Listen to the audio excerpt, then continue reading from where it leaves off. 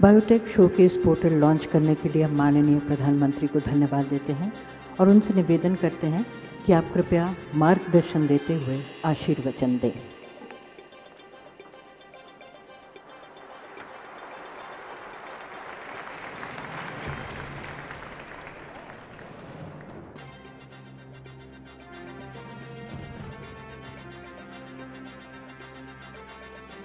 केंद्रीय मंत्रिमंडल के मेरे सभी सहयोगी,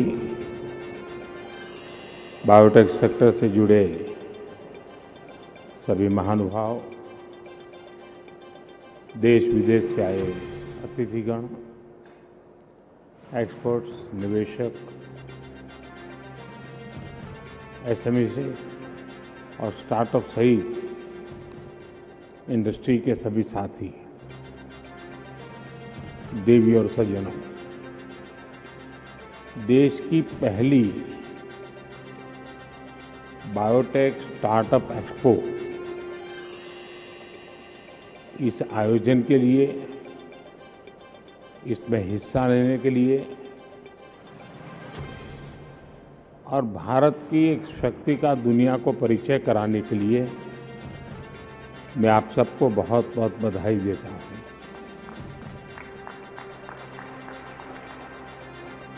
ये एक्सपो भारत के बायोटेक सेक्टर की एक्सपोनेंशियल जो ग्रोथ का प्रतिबिंब है। बीते 8 साल में भारत की बायो इकोनॉमी 8 गुना बढ़ गई है। 10 अरब डॉलर से 80 अरब डॉलर तक हम पहुंच चुके हैं। भारत बायोटेक के ग्लोबल इकोसिस्टम में टॉप 10 देशों की लीग में पहुंचने से ज्यादा दूर नहीं है। नए भारत की इस नई छलांग में biotechnology industry research assistance council यानी बायरेक की बड़ी भूमिका रही है। बीते वर्षों में भारत में बायो इकोनॉमी का, रिसर्च और इनोवेशन का जो अभूतपूर्व विस्तार हुआ है, उसमें बायरेक का अहम कंट्रीब्यूशन रहा है। मैं आप सभी को बायरेक के 10 वर्ष की इस सफल यात्रा के लिए, इस महत्वपूर्ण पड़ाव पर अनेक अनेक बधाई देता हूं।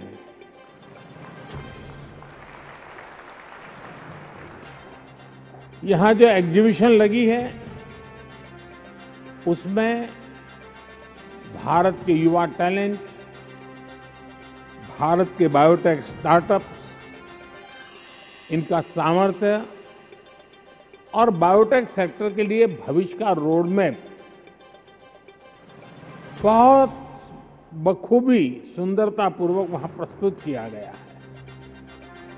ऐसे समय में जब भारत अपनी आजादी के अमृत महोत्सव मना रहा है, अगले 25 वर्षों के लिए नए लक्ष्य तय कर रहा है, तब बायोटेक सेक्टर देश के विकास को नई गति देने के लिए बहुत महत्वपूर्ण है। एग्जीबिशन में शोकेस किए गए बायोटेक स्टार्टअप्स और बायोटेक इन्वेस्टर्स और इंक्यूबेशन सेंटर्स नए भारत की एस्पिरेशंस के साथ चल रहे हैं। आज यहां जो थोड़ी देर पहले जो ई पोर्टल लॉन्च किया गया है, उसमें हमारे 750 बायोटेक प्रोडक्ट लिस्टेड हैं। ये भारत की बायो इकोनॉमी के सामर्थ्य और उसके विस्तार को भी और उसकी विविधता को दिखाता है। साथियों, इस हॉल में बायोटेक सेक्टर से जुड़ा करीब करीब हर सेक्टर मौजूद है। हमारे साथ बड़ी संख्या में ऑनलाइन भी बायोटेक प्रोफेशनल जुड़े हुए हैं। आने वाले 2 दिनों में आप इस एक्सपो में बायोटेक सेक्टर के सामने अवसरों और चुनौतियों पर चर्चा करने वाले हैं। बीते दशकों में हमने दुनिया में अपने डॉक्टर्स, हेल्थ प्रोफेशनल्स की रेपुटेशन को बढ़ते हुए देखा है। दुनिया में हमारे आईटी प्रोफेशनल्स की स्किल और इनोवेशन को लेकर ट्रस्ट का जो माहौल है वो एक नई ऊंचाई पर पहुंचा है। यही ट्रस्ट, यही रेपुटेशन इस दशक में भारत के बायोटेक सेक्टर, भारत के बायो प्रोफेशनल्स के लिए होते हुए हम सब देख रहे हैं। ये मेरा आप पर विश्वास है, भारत के बायोटेक सेक्टर पर विश्वास है। ये विश्वास क्यों है, इसकी वजह पर भी मैं विस्तार से बात करना चाहूंगा। साथियों, आज अगर भारत को बायोटेक के क्षेत्र में अवसरों की भूमि माना जा रहा है तो उसके अनेक कारणों में 5 बड़े कारण मैं देखता हूं। पहला, डाइवर्स पॉपुलेशन,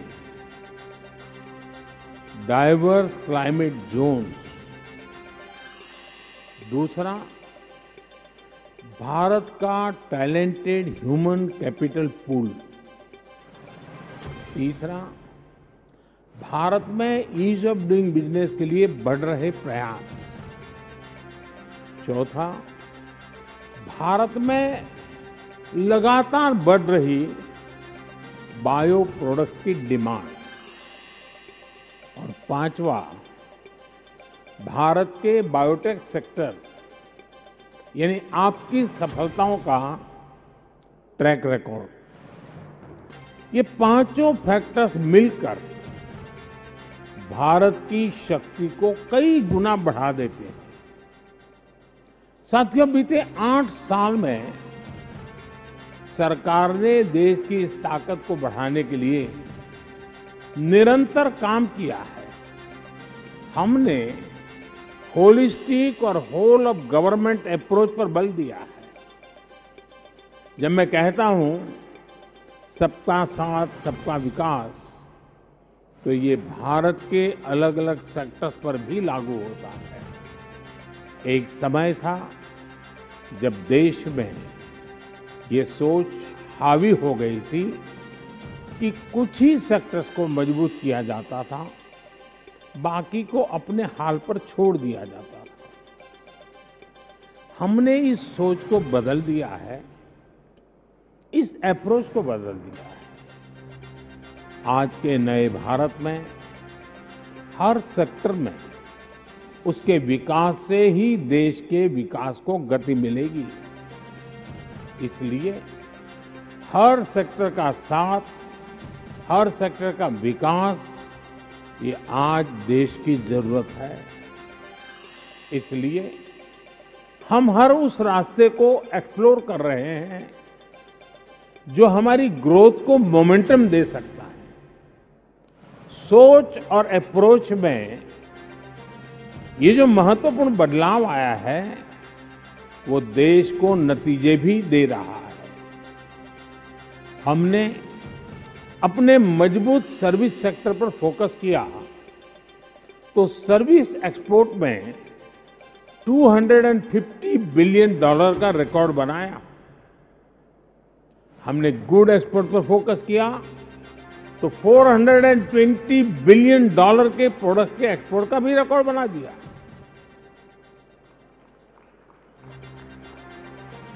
इन सबके साथ ही हमारे प्रयास अन्य सेक्टर्स के लिए भी उतनी ही गंभीरता से चल रहे हैं।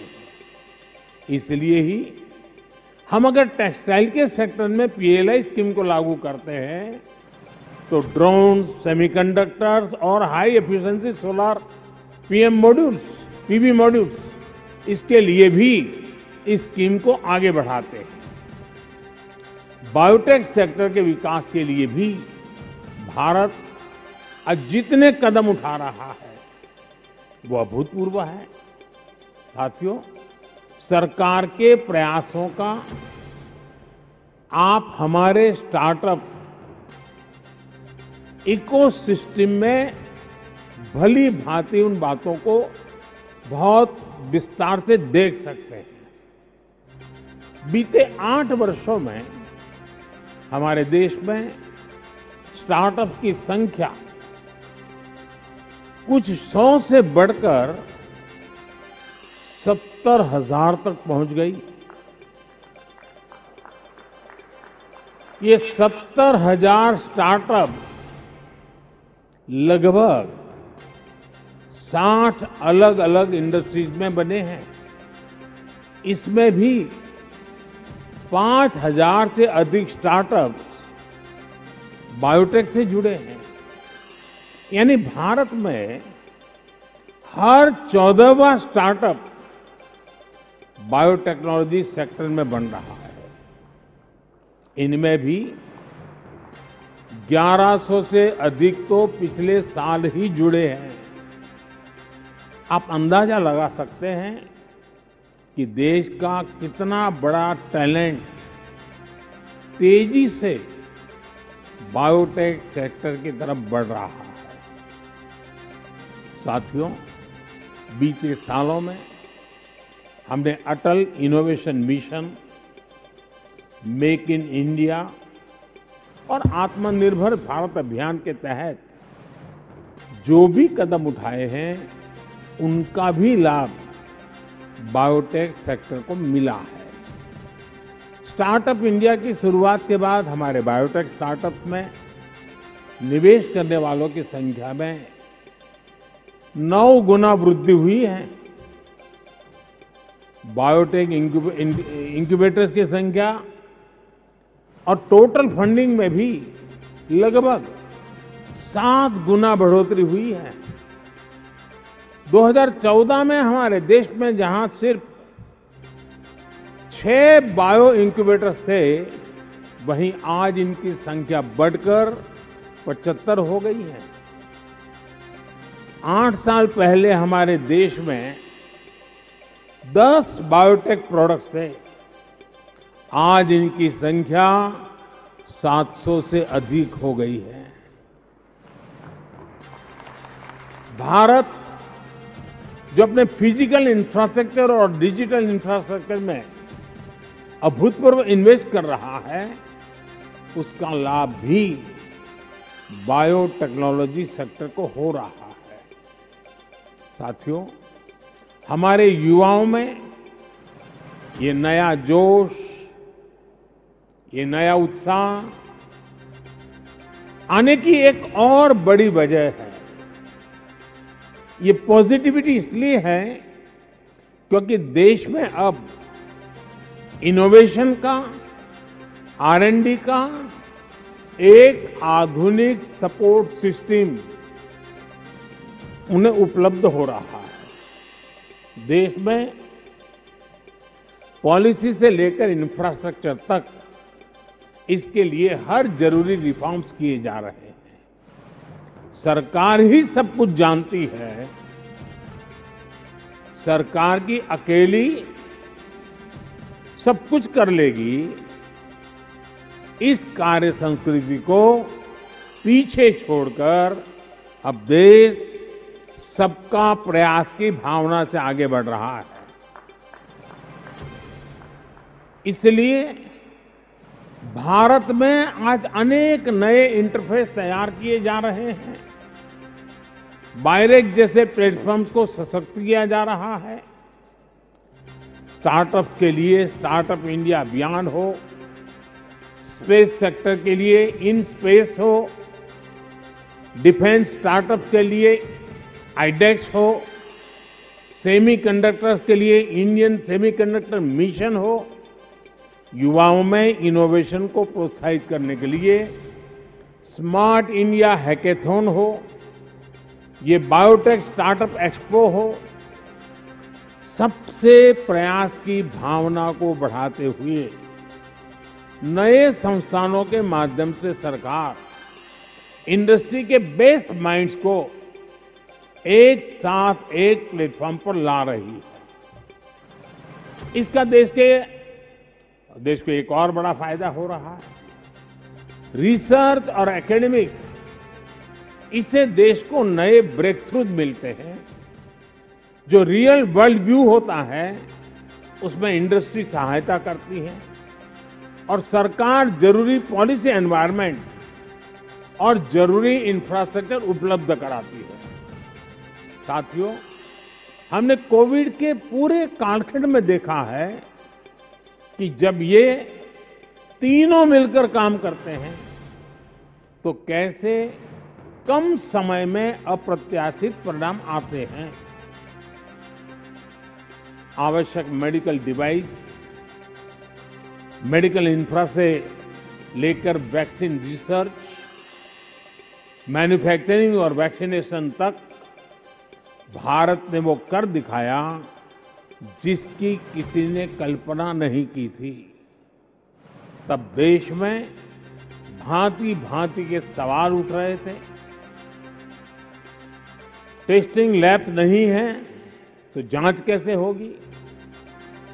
अलग अलग डिपार्टमेंट्स और प्राइवेट सेक्टर के बीच कोऑर्डिनेशन कैसे होगा? भारत को कब वैक्सीन मिलेगी?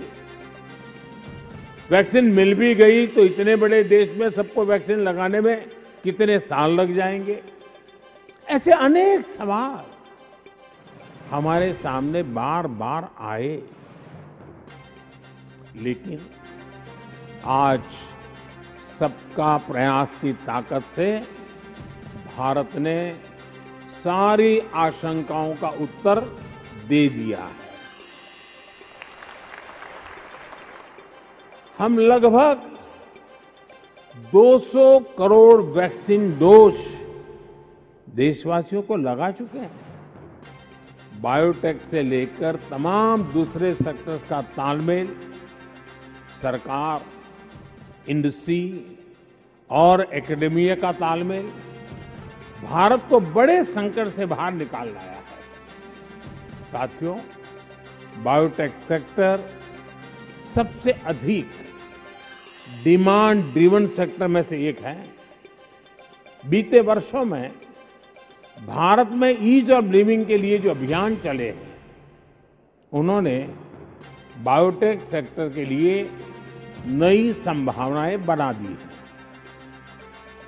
आयुष्मान भारत योजना के तहत गांव और गरीब के लिए जिस प्रकार इलाज को सस्ता और सुलभ किया गया है, उससे हेल्थ केयर सेक्टर की डिमांड बहुत अधिक बढ़ रही है।